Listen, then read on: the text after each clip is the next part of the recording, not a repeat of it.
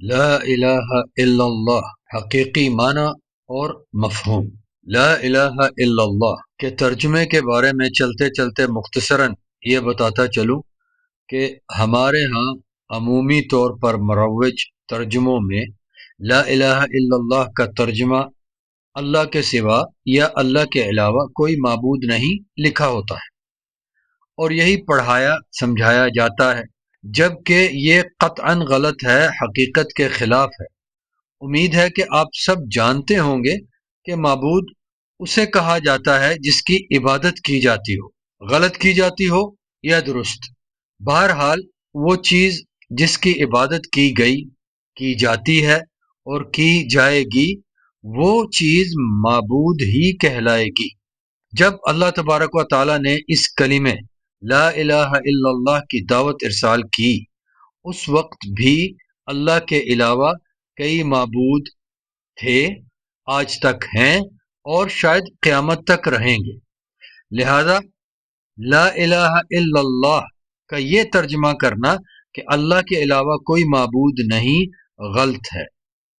معاذ اللہ، اس ترجمے کا لا محالہ مفہوم یہی بنتا ہے کہ جو کوئی بھی معبود ہے وہ اللہ ہے، اور یہ سری شرک ہے۔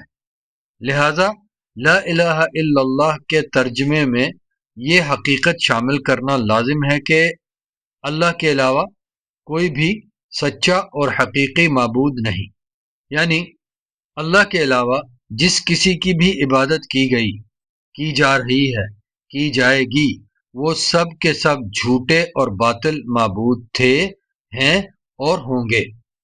پس یاد رکھیے، خوب اچھی طرح سے یاد رکھیے اور سب کو سمجھاتے چلیے کہ لا الہ الا اللہ کا درست، مبنی بر حق ترجمہ اللہ کے علاوہ کوئی سچا اور حقیقی معبود نہیں بنتا ہے، اور اسی کے مطابق ایمان و عمل مطلوب ہے۔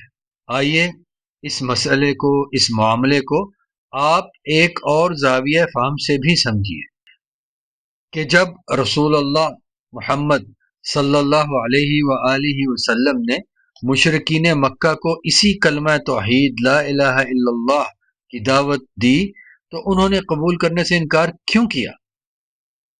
اس لیے کہ وہ ہمارے ان مسلمان بھائی بہنوں سے جو اللہ کے علاوہ کوئی معبود نہیں کہتے مانتے ہیں، ان سے زیادہ بہتر طور پر اس کلمہ توحید لا الہ الا اللہ کا حقیقی معنی و مفہوم جانتے تھے۔ اگر لا الہ الا اللہ کا معنی و مفہوم اللہ کے علاوہ کوئی معبود نہیں ہی ہوتا تو پھر لڑائی ہی کیا تھی، انکار ہی کیا تھا؟ ان کے جتنے بھی معبود تھے اور تھے بھی اللہ کے گھر میں رکھے ہوئے، تو مشرکین مکہ مان لیتے کہ جی ہاں، اللہ کے علاوہ کوئی معبود نہیں، لہذا یہ بھی اللہ ہی ہیں، ان میں بھی اللہ ہے۔ جیسا کہ ہمارے کئی مسلمان بھائی بہن یہ عقائد رکھتے ہیں کہ اللہ موجود بھی کلی وجود، یعنی اللہ ہر وجود میں موجود ہے، اور یہ کہ اللہ موجود فی کلی مکان، یعنی اللہ ہر جگہ موجود ہے، جبکہ اللہ تعالیٰ کبھی کسی مخلوق کے وجود میں نہ تھا، نہ ہے، نہ ہوگا، اور نہ ہی وہ ہر جگہ موجود ہے۔ یہ سب عقائد قرآن کریم اور صحیح ثابت شدہ سنت شریفہ کے خلاف ہیں۔ پس اچھی طرح سے سمجھ لیجئے، پھر یاد رکھیے اور یاد رکھے ہی رکھیے اور سب کو سمجھاتے چلیے کہ لا الہ الا اللہ کا درست، مبنی برحق ترجمہ اللہ کے علاوہ کوئی سچا اور حقیقی معبود نہیں بنتا ہے، اور اسی کے مطابق ایمان و عمل مطلوب ہے۔ اللہ جل جلالہ کی ذات پاک کے بارے میں بنیادی ترین عقائد میں ایک عقیدہ اس سوال کا جواب ہے کہ اللہ کہاں ہے؟ کیا اللہ سبحانہ و تعالی ہر وجود میں ہے؟ کیا اللہ العلیم القدیر ہر جگہ موجود ہے؟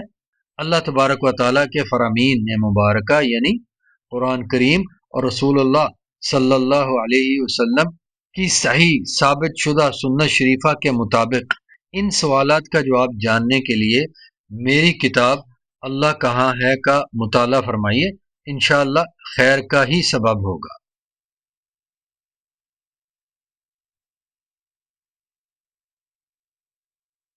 کتاب کا لنک ڈسکرپشن میں موجود ہے۔